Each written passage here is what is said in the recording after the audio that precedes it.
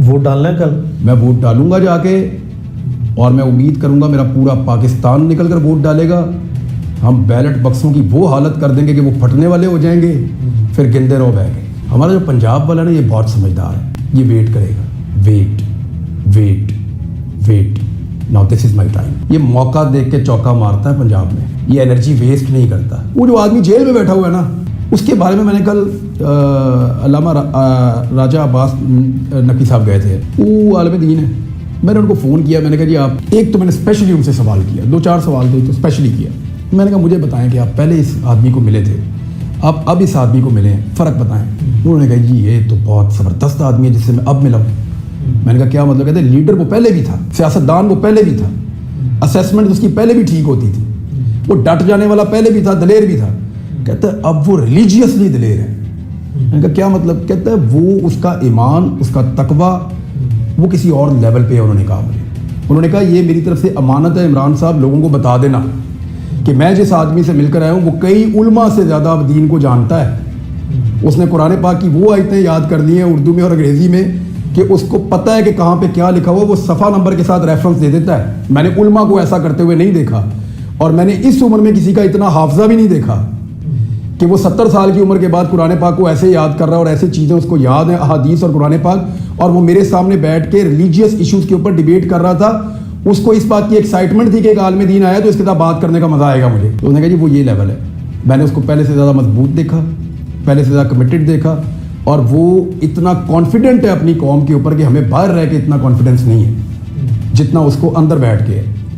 पता नहीं क्या देख रहे हैं। लोगों को निकलने की तरगीब तो लोग बहुत दे रहे हैं। हम जहाँ भी जाते हैं लोगों से बात करते हैं, और जो लोग हमें आकर बताते हैं वो कहते हैं जी बहुत दुनिया निकलेगी। मुझे ऐसा लगता है कि अगर इलेक्शन डे को मैनेज करने की कैपेसिटी होती है इस निज़ाम में, तो ये निज़ाम इतने सारे कपड़े अपने ना उतारता जो ये पिछले 3-4 माह से हम उतरते हुए देख रहे हैं। निज़ाम को इतना नंगा हम ना देख पाते अगर इस निज़ाम में ये कैपेसिटी होती कि ये इलेक्शन डे को अकेला मैनेज कर सकता। मुझे नहीं लगता ये मैनेज कर पाएंगे, और अगर ये मैनेज नहीं कर पाएंगे तो नताइज क्या होंगे, ये एक बहुत बड़ा सवाल है। फिर मुझे जो चीज़ अली एक बहुत ज़्यादा अभी इस वक्त खौफज़दा कर रही है वो ये है कि इंतकाल इक़्तिदार। मुझे ऐसा लगता है कि इस मरतबा ये स्मूथ होने वाला नहीं है, क्योंकि जो मकबूल पॉलिटिकल पार्टी है उसको इतना दीवार के साथ लगाया गया है कि अगर वो बहुत भी जोर मार लेगी ना, बहुत भी जोर मार लेगी, तो फिर भी इतना उनको दबा दिया जाएगा कि एक अजीबोगरीब खिचड़ी पक जाएगी। अगर खुला छोड़े तो वो अभी 3/4 से आ जाएंगे, वो 75% सीटें लेके आ जाएंगे, वो बलूचिस्तान से जीत जाएंगे, केपी पूरा जीत जाएंगे, पंजाब जीत जाएंगे, वो तबाही फेर के आ जाएंगे। लेकिन सवाल ये पैदा होता है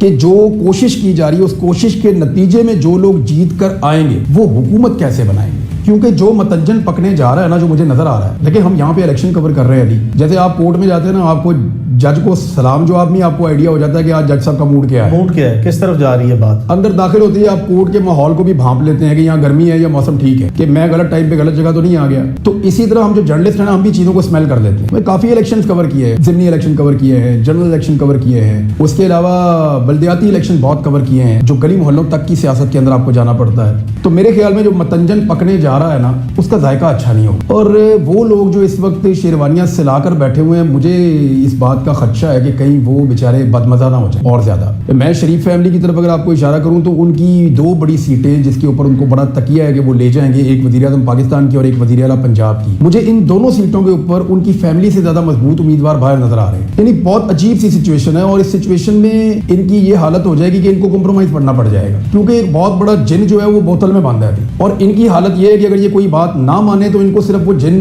दिखा दें या उसकी तस्वीर दिखा दें या उसकी आवाज़ सुना दें तो ये सारा कुछ मान जाएंगे। नवाज शरीफ से अगर कोई बात कही जाए कि मियाँ साहब ऐ कर दो, मियाँ साहब कहते हैं जी मैं ये बात नहीं करता, तो मियाँ साहब को कहा जाता है कि जी 1-1.5 हफ्ते के अंदर इमरान खान को फिर फील्ड मिल जाएगी और वो जमानतें करवा के बाहर आ जाएगा। तो मियाँ साहब के पास फिर 2 ही रास्ते होंगे, या हीथ्रो एयरपोर्ट या इस्लामाबाद एयरपोर्ट। और इस्लामाबाद एयरपोर्ट अगर वो आएंगे तो वो फिर उसी तरह आएंगे जैसे उनको कहा जाएगा। तो मुझे ये लगता है कि इस मतंजन में बहुत सारे लोग बदमजा होने वाले हैं। और मुझे इन इलेक्शन में ना एक और भी थोड़ी सी मुझे वाइब्स आ रही हैं कि बड़े बुर्ज गिर भी जाएंगे। यानी बहुत सारे ऐसे लोग तो जीतेंगे या उनको जितवाया जाएगा कि एक पोजीशन बन जाए, एक ऐसी पोजीशन बन जाए जिसमें जो मेन प्लेयर्स हैं उनकी टेबल के ऊपर गेम इस सिचुएशन में आ जाए कि वो अपने मोरे चला सकें। वो सिचुएशन तो उन्होंने बनाने की कोशिश करनी है, लेकिन साथ ही साथ वो जो बड़ी पार्टीज हैं उनके बड़े बुर्ज उनको भी गिरने देंगे, रोकेंगे नहीं, खुद नहीं गिराएंगे। वो एक्चुअली गिरे हुए हैं, उनको सहारा शायद आखिरी दिन पे या आखिरी घंटों में ना मिले। अगर ये बड़े बुर्ज गिर जाते हैं ना तो हैंडलिंग बहुत आसान हो जाती है। تو میں تو ایکسپیکٹ کر رہا ہوں کہ انواراللہ کاکڑ ٹائپ کا کوئی وزیر اعظم شاید پاکستان پہ آئے گا, اور مجھے ایسا لگتا ہے کہ ہمیں ایک الیکشن اور